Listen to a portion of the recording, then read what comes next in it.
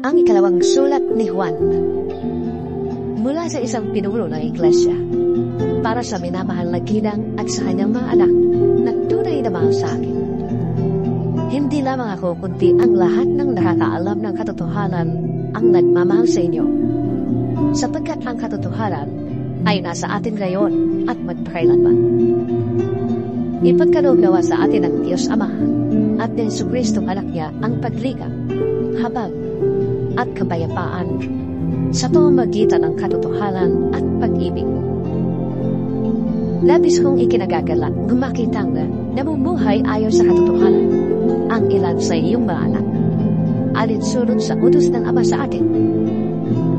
At ngayon, ginang, ako'y manhihiringi sa iyo.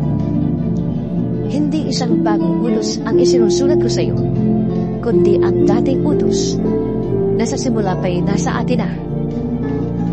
Mag-ibigan tayong lahat. At ito ang kahulugan ng pag-ibig na pinabanggit ko. Mabuhay tayo ng ayon sa mga utos ng Diyos.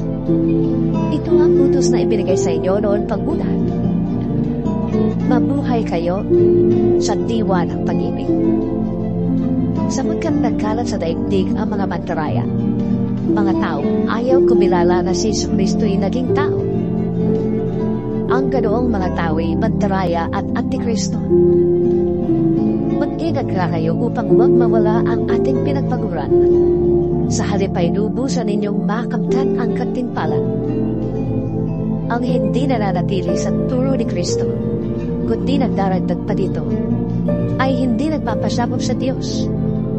Ang sino mang nananatili sa turo ni Kristo ay nagpapasakop sa Ama at sa Anak.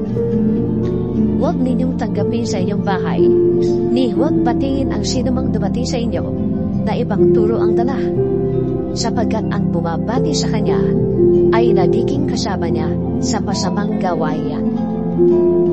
Marami pa sana akong sasabihin sa inyo, ngunit hindi ko nasasabihin sa sulat. Sa halip, ako'y umaasang makakapunta diyan at makakausap kayo ng harapan upang malubos ang ating kagalakan. Kinukumusta ka na mga anak na niyong minamahal na kapatid na babae.